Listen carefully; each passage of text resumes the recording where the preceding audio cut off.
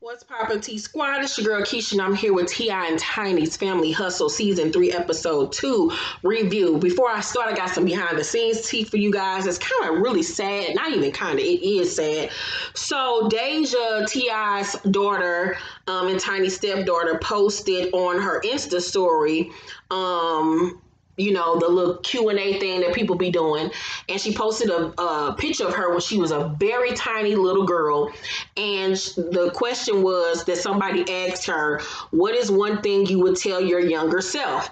And she responded, not sound dramatic, but I tell her it's not her fault. Anything that happened to her, it's not her fault. I tell her I'm sorry because I know she unhappy, but I literally have no idea on how to make her happy. I tell her I got her no matter what though. Ain't nobody else gonna hurt you. They're gonna have to kill me to get to you.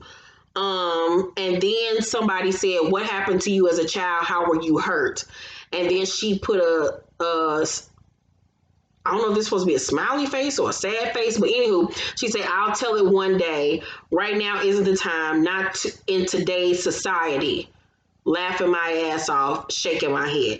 So it sounds to me like she was, molested or something, or physically assaulted in some type of shape, way, or form when she was a child. It's sad to, hear that she had to go through something like that, especially considering how she was in the public eye about her, her sexuality and things because of her father last year. That's a lot on any girl in any age. So I just feel really bad for her. Hopefully she's getting the help that she needs, and that T.I. and Tiny and her mom and everybody is rallying around her to help her with this situation.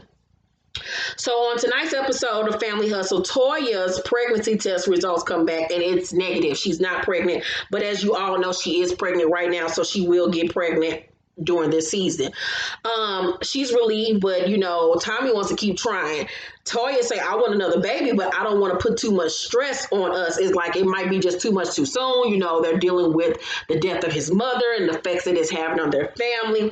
But Tommy don't agree. And you can tell Tommy just looking to hold on to something and latch on to something that's gonna make him feel good at the moment. But a baby can't be that. He has to deal with what's going on with him internally and emotionally with his mother's death. So Tiny is working on Eris nail polish line that she brought out last year. I thought it was a dumb idea. I'm just going to keep it a buck with you. I thought it was a dumbass idea. There's too many goddamn nail polishes out here. Yours ain't doing nothing different than I can't go to the beauty supply and pay for 99 cents for, especially not no little baby nail polish. Ain't nobody about to buy that mess. So sales are moving slow.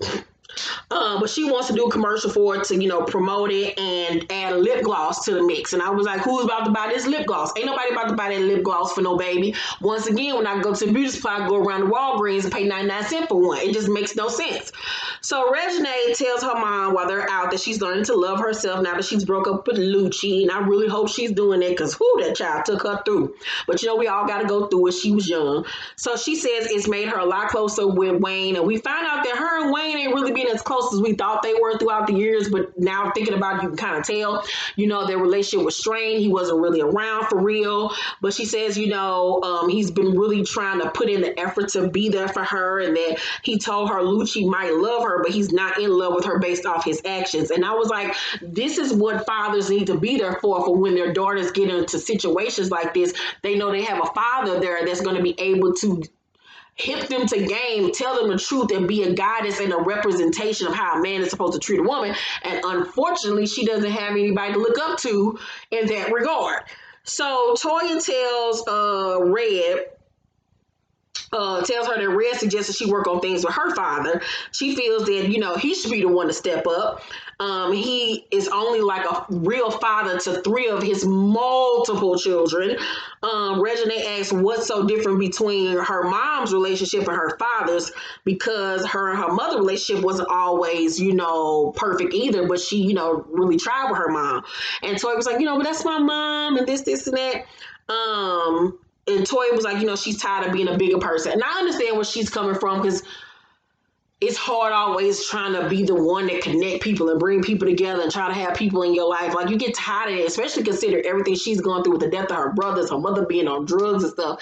Now I got to go do this. Then I got my daughter. It's like a lot. Like, so I understand what she's saying. Like, he's my father. Like, why should I be the one to reach out? So, I mean, but if she does, at least she can say that she put forth the effort. She didn't, you can't never say she didn't try. You know what I'm saying? So Monica's with her boys and she wants to put in, time with them, especially her oldest Rocco, because this is the second relationship that has met his demise that he's been around to witness and see. And that is key. We've talked about that here on my channel, how when I got out of my last relationship, I had to really pour into Kyrese and make sure our relationship was good and really pour into him and let him know that what he saw in their relationship was not how a man is supposed to treat a woman.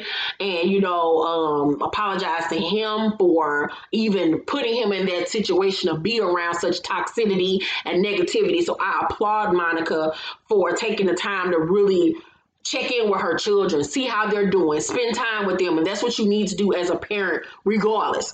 So, she tells them they're going to have to eventually move out of the house that they're in right now, but she doesn't want them to change schools. Her oldest wants to leave, however, and go to a different school because he got a little lady girl that he like her. So Monica wants to show him how to treat a young lady to see, if you're going to be out here dating, I need to know that you out here doing it right, which I don't blame her. This is great. So the Harris family go bowling, but Major do not want to be there. Major's on the computer. I just love him. He hate them though. He hate their asses. Major's the smartest motherfucker in that family. He around a bunch of dodo heads, a bunch of idiots. Like, you can just tell he's that child that's not into the glitz and glamour. He's not into showbiz. He's more of an intellectual. He like his own thing, and they need to understand it and stop trying to figure out what he should be doing. Let him do what he doing. He's smarter than all of y'all. He gonna be fine. You the motherfuckers that need work. So he tried to get up and bowl, but he don't want to be participating in that bullshit. So Tiny tells him about the commercial. Major don't want to participate. He finds it very boring, and I don't blame him. So Major say, my idea of a perfect day is me doing nothing. And the producer said nothing. He said nothing. Not even breathe. When that baby said not even breathe, I hollered because I was like, I'm here, Major. So Toya and Tommy play pool and they talk about his birthday and him shutting down after she gave him his gift. And I was like, that was dumb to give him the gift knowing he was going to be emotional, Toya. That was your fucking fault. So, like I said last week, she should have gave him the gift after the party. Duh. So she tells him that she wants him to talk to her when he's down. She suggests counseling and says she'll even go with him, and he agrees to do it. And I was like, happy that he is, adult and man enough to say, okay, I do need help. I can't do this on my own. I'm going to seek assistance, because there's so many Black people that think that therapy is a bunch of bullshit and that they don't need help. All they got to do is pray to Jesus. No, you need to talk to somebody that is a licensed person who will be able to give you guidance and help you. So Tip and the family, along with Monica and her boys, go go-kart riding. And Monica tells Tip and Tiny that she likes Rocco's girlfriend. And Tip says the boys never stay with the girl they mama like. And so Monica was like, your mama don't like Tiny. He was like, she didn't at first. And Tiny says that she thinks that Tip mama didn't like her because she was too white. They was like, who is this white girl coming up in here? She had to let them know real quick. I am Black too. So Tip in his confessional say, that he only feels that he needs to shield his girls from heartbreak and not his boys. And I was like, here he go with this dumb shit again.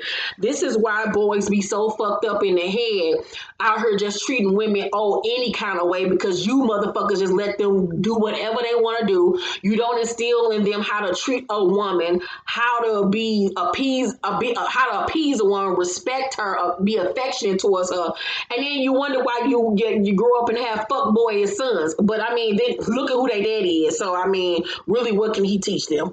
So Toya tells Red that she is gonna reach out to her father. LaToya, Lucky, and Tommy meet up with John Gray and his wife Aventor. They come to their house to counsel them.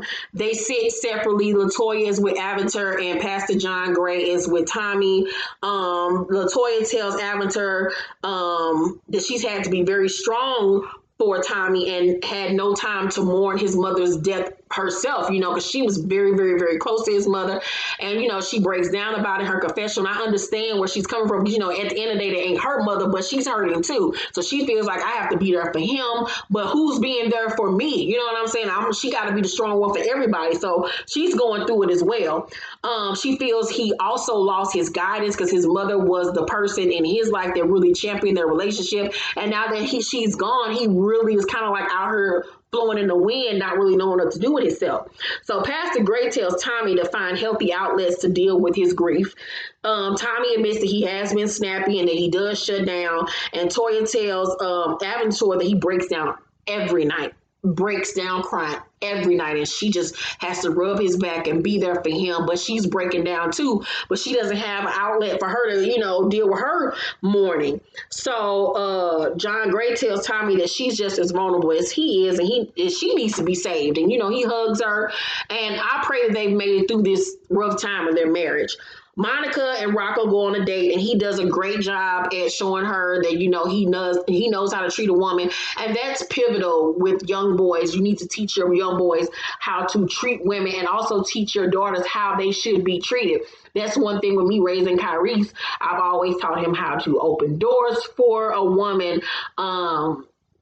How when you're walking down the street with a woman, you stay on the outside of the street. She stays on the inside in case anything ever happens. Be affectionate. Hold your lady's hand. Tell her she looks beautiful. Do sweet things for her. Just not on holidays or whatever. You respect her. You respect her thoughts, her wishes, but you also demand respect, and you give respect. And these are things that boys aren't taught nowadays, but these are things that needs to be instilled in your young son. And one thing that I can say, the biggest accomplishment I've ever had as a mother when it comes to Kyrese is meeting people that don't know me, that really don't even know him, but have seen him around or have been in his presence, and they say, "Oh my God, you're his mother. You have raised such a wonderful young man. He's so polite. He's so caring. He's so kind. He's so attentive. Even family members, have came to me and said, "You've done a wonderful job with Kyrese. He's just so sweet." And it's to the point where he's so nice and he's so sweet to people that family members like, I just don't want no girl to ever hurt him or take advantage of him. And that's one of my biggest things. I don't want anybody to take advantage of my child.